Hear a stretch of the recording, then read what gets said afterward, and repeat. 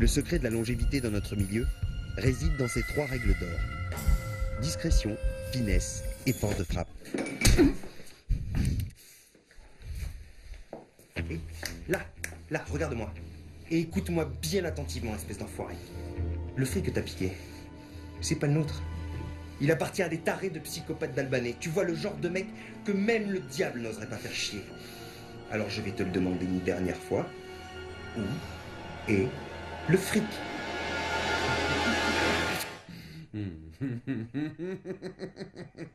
Oh, c'est bon là? T'as fini? On peut savoir ce qui te fait marrer? Et ben maintenant, grâce à vous, je sais que vous pouvez plus me buter, bande de cons. Ah non. Non! Bah si, on peut. Et pourquoi on pourrait pas te buter? Mais parce que, bande de trucs, si vous me butez, vous aurez pas le fric.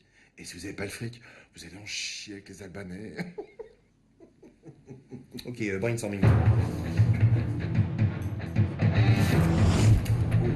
Ok, le comique, t'as 3 secondes pour nous dire où est le fric. 1, 2. Attendez. Quoi? Non, c'est pour qu'on soit bien synchrone. À quel moment tu tires exactement? Putain, Nico, mais de quoi tu parles? Non, mais je veux dire, tu tires quand dans ton comptage? Il a raison. Eh oui. Bon, attendez, là, les gars, vous me faites peur. C'est quand même pas compliqué de tirer à 3. Tu fais 1, 2, 3 et pan. Eh ben voilà, c'est ce que je disais. Donc tu tires à 4.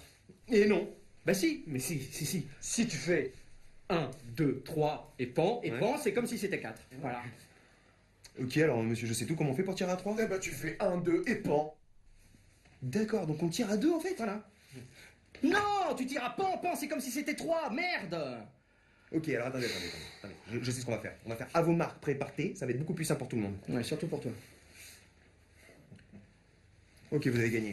Vous faites ce que vous voulez, vous démerdez, mais moi je compte plus. Oh, ça va, attends, tu vas pas faire la gueule. Je fais pas la gueule. Ah, ça te fait marrer, toi. Ça te fait marrer. Je te jure qu'il va parler, cet enculé. Voilà, maintenant t'as 4 chances sur 5 de t'en sortir. Toujours rien à dire? 5 sur 6. Quoi? 5 sur 6, c'est un Smith & Wesson, ça.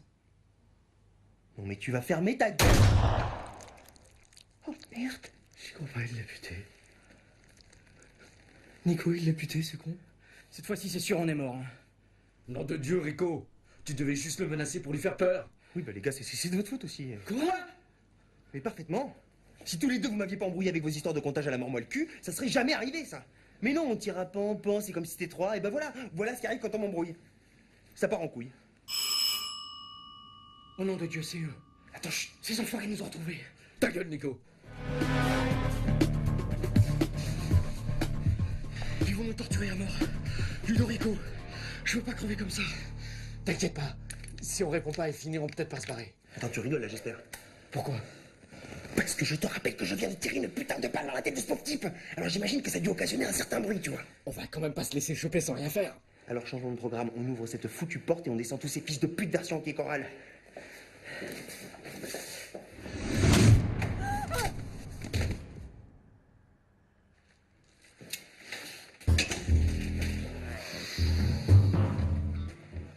C'est pas possible, on les collectionne. Rico, tu crois qu'elle est morte? Je m'en fous. Au point où on en est, elle peut crever, je m'en tamponne. En tout cas, une chose est sûre, c'est qu'on peut pas la laisser devant. Non, ça fait des ordres. Allez, Manu, je prends les jambes et tenez les bras. Non, je préfère qu'on fasse l'inverse, je prends les jambes. Putain, du coup, tu crois que c'est le moment de chipoter là? Mais je chipote pas, j'ai super mal au dos, alors je prends les jambes. Fermez-la, y'a quelqu'un qui arrive.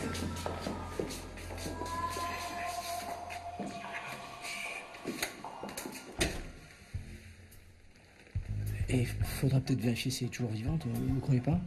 Et moi, tu m'oublies, hein, j'ai eu ma dose de plomb foireux.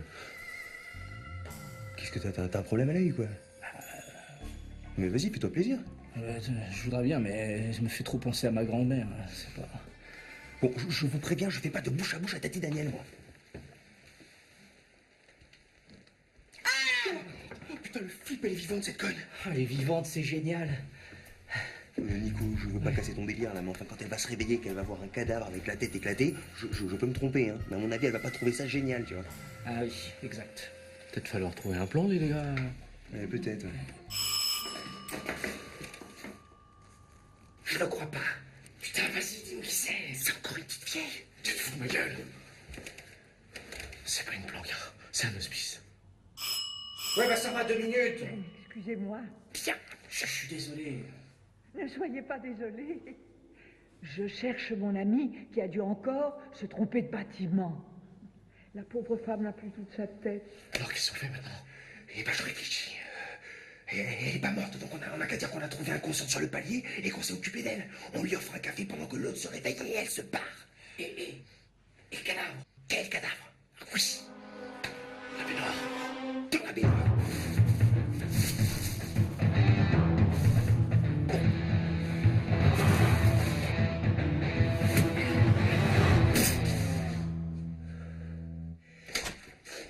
Bonjour madame.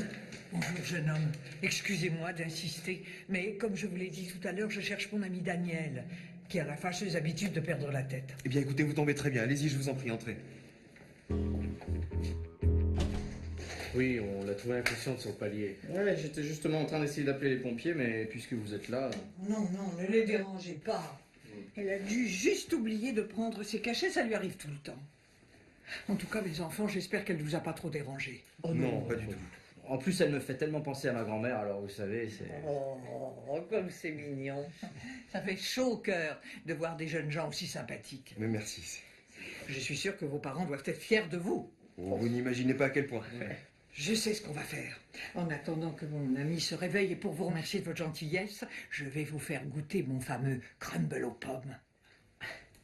Non, écoutez, c'est pas la peine. Et pourquoi pas? Non, on te dit, c'est pas, on va pas l'embêter. Merci, madame. Merci madame. Merci.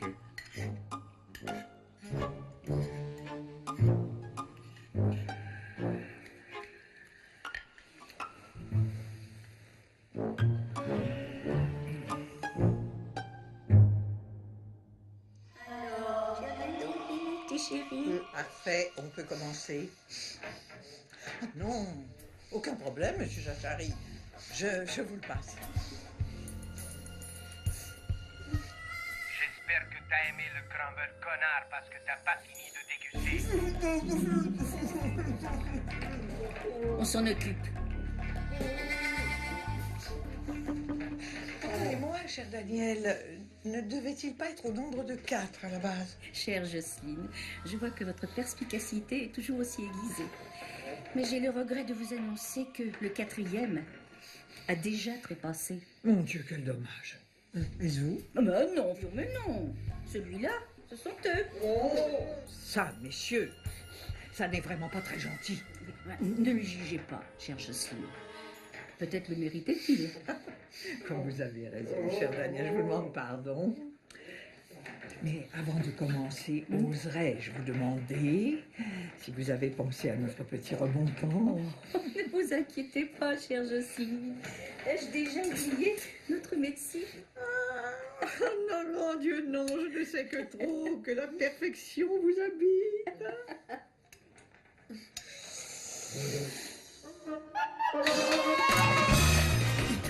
Oh, quelle est bonne. Oh.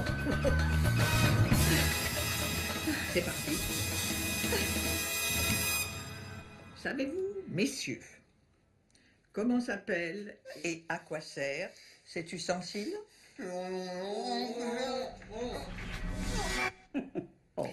Eh bien, je vais vous l'expliquer. Cet ustensile, qui ne coûte que la modique somme de 45 € est communément appelé le marteau à viande, ou bien l'attendrisseur, qui, comme son nom l'indique, permet à notre gentille ménagère d'attendrir la viande. Absolument, cher Daniel. Mais la vraie question qui nous intéresse dans ce cas précis, c'est quelle est la partie de la bête que je vais attendrir? C'est une bonne question, en effet. Non, étant donné que ce marteau ne pèse que 1 kilo, je pense que toutes les parties osseuses sont à proscrire. Je le crois aussi, en effet. En revanche, l'une des parties les plus moelleuses de son anatomie, que l'on appelle les gonades, fera, comme entrée en matière, amplement l'affaire. T'as 3 secondes pour nous dire où est le pognon, mon petit chéri.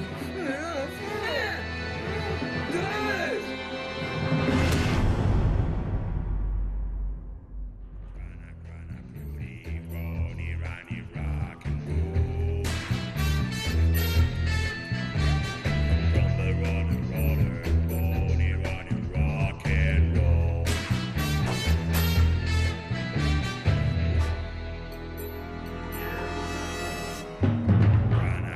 Rudy, Ronnie, Ronnie, Rock.